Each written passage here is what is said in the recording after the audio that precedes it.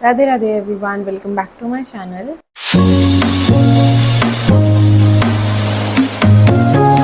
तो आज मैं आप सबसे एक बात शेयर करना चाहती हूँ जिसने मेरी लाइफ का पूरा पर्सपेक्टिव ही चेंज कर दिया। देखिए, हम सब जीतना चाहते हैं, अच्छी जॉब, अच्छा रिलेशनशिप, अच्छा future, smooth and tension free life. और हम सब सोचते हैं कि जीतने का मतलब सब कुछ हमारे हिसाब से ही हो। लेकिन अगर मैं आपसे एक सवाल पूछूं कि आपको जो चाहिए सब मिलेगा पर आपके अंदर की शांति चली जाएगी, तो क्या वो सच में एक जीत होगी? और अगर कुछ चीजें ना मिले लेकिन मन शांत रहे, तो क्या वो हार है?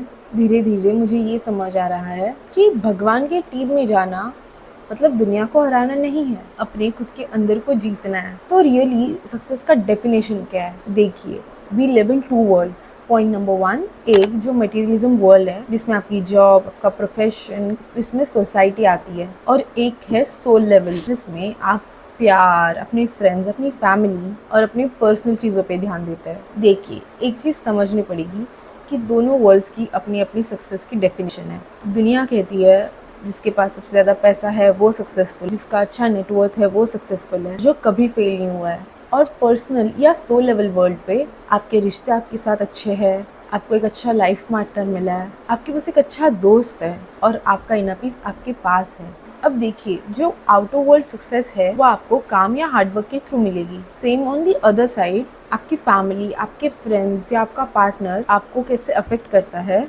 ये भी आपकी रिस्पॉन्सिबिलिटी है। But there is one thing, every person can not be successful in outer world. दुनिया में हर कोई नहीं अमीर हो सकता, हर किसी की नेटवर्थ लाखों या करोड़ों में नहीं हो सकती, पर यस, सब लोग उसके लिए ट्राई करते हैं और करते रहना चाहिए। But on the other hand, inner peace ये हर इंसान कर सकता है थ्रू सेल्फ प्रैक्टिस, मेडिटेशन, और इसे बहुत सारे वेज है। एंड सबसे मोस्ट स्पेशल वे है अपने आप को गॉड से कनेक्ट रखना। So, not every successful person can be happy, but a happy person is always successful. Point number two, भगवान की टीम में रहना मतलब भगवान के प्लान पर ट्रस्ट करना। ये psychologically human mind current certainty and situations पे काम करता है। माइंड को हर क्वेश्चन का जवाब चाहिए होता है। फ्यूचर क्या होगा, रिजल्ट क्या आएगा, ये प्रॉब्लम कब सॉल्व होगी। और जब हमें ढूंढने पे भी आंसर ना मिले, फिर हमें ओवर थिंकिंग, एंग्जाइटी, एंशियसनेस ऐसी प्रॉब्लम्स फेस करनी पड़ती है। फिर गॉड के ऊपर के फेथ का कुछ अलग अप्रोच है। फेथ कहता है सारे सवालों के जवाब अभी मिले ये इम्पोर्टेंट नहीं है। कभी कभी 1% trust on God is enough, क्योंकि दुनिया में बाकी चीज़ें भी एग्जिस्ट करती है। पॉइंट नंबर थ्री, हर लॉस नहीं होता है। आपने कभी किसी चीज़ के लिए बहुत ज़्यादा प्रे किया है और फिर एंड में वो चीज़ काम ना करे या वो चीज़ ना मिले, इस वक्त हमें ऐसा लगता है कि मेरे भगवान मेरी बात क्यों नहीं सुन रहा है, मैंने ऐसा क्या गलत कर दिया जो मुझे ये चीज़ नहीं मिली। और बाद में जाके कहीं ना कहीं वो चीज़ हमें रियलाइज़ होती है कि उससे बेटर अपॉर्चुनिटीज़, उससे बेटर लोग हमारे लाइफ में आने के लिए वेट कर रहे हैं। वो लॉस एक एक्चुअली ब्लेसिंग थी। बहुत बार भगवान हमसे हमारी चीज़ें छीन रहे नहीं होते, वो हमें प्रोटेक्ट कर रहे होते हैं। पॉइंट नंबर 4, भगवान की जो टीम में होते हैं वो परफेक्ट नहीं होते। एक मिसकंसेप्शन है कि जो लोग स्पिरिचुअल है वो कभी स्ट्रगल ही नहीं करते। That is not true. उनके पास भी प्रॉब्लम्स होती है, उनका हार्ट भी ब्रेक होता है, उन्हें भी फेलियर्स मिलते हैं। डिफरेंस सिर्फ इतना होता है कि मोस्ट ऑफ लोग वो नहीं बताते लोगों को जाके, क्योंकि ऐसे लोगों को, स्पेशली मुझे, कि अगर जब मैं लोगों को जाके बोलूँ कि मेरे लाइफ में ये प्रॉब्लम्स चल रही है, उनका रिटर्न में ये जवाब आएगा, अरे तुम तो इतना भगवान का करती हो तो तुम्हें कैसे इतना प्रॉब्लम हो रहा है।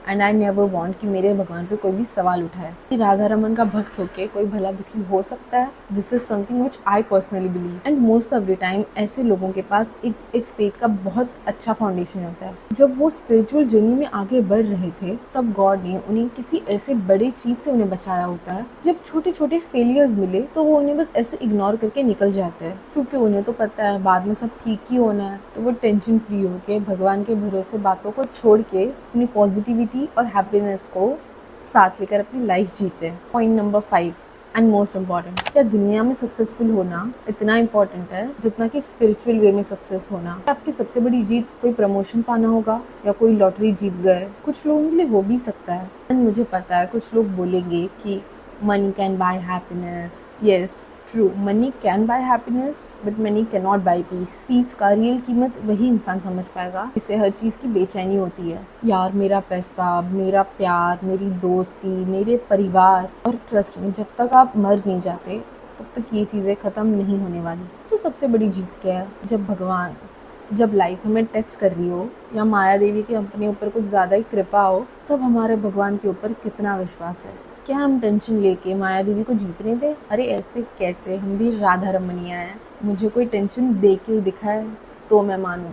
अपना ट्रस्ट अपने भगवान के ऊपर इतना स्ट्रॉन्ग रखिए कि मैं जो करूँगा सो करूँगा, मेरे साथ हमेशा मेरे राधा रमन साथ खड़े हैं। ट्रस्ट मी, ये जीत जब माया देवी का प्रभाव इतना ज़्यादा है, बहुत मुश्किल है। तो कंक्लूजन पे आता है, अगर आपके लाइफ में कोई चैलेंज चल रहा है तो एक बात हमेशा याद रखिए कि कृष्ण सहायता नहीं करते। कृष्ण जिस पक्ष में हो, समग्र सृष्टि उसकी सहायता करती है। तो आप इसे पॉजिटिविटी बोल लो या गॉड के ऊपर का फेथ बोल लो या मैनिफेस्टेशन बोल लो, पर यही सबसे बेस्ट तरीका है लाइफ जीने का। प्रॉब्लम्स भी आएंगी पर उसको अलग नज़रिए से देखना, जैसे कैरेक्टर डेवलपमेंट, हमारी ग्रोथ के लिए कोई लेसन आया हो, उसको एक पॉजिटिव वे में लेना। और इस पूरे टाइम में अपना विश्वास भगवान के ऊपर इतना स्ट्रॉन्ग रखना कि आपको पता हो कि दुनिया की खुशी शायद 2-4 दिन की हो, पर भगवान की खुशी इन लाइफ, आफ्टर लाइफ और शायद अगला जन्म हो उसमें भी होगी। तो बस आज के लिए इतना ही। अगर आपको ये वीडियो अच्छी लगी हो, लाइक शेयर सब्सक्राइब कीजिए और किसी ऐसे इंसान के साथ शेयर कीजिए जो भगवान पर शायद बिलीव तो कर रहा है पर उसको उसकी फेथ स्ट्रॉन्ग करने की ज़रूरत है। तो मिलते हैं अगले वीडियो में। राधे राधे।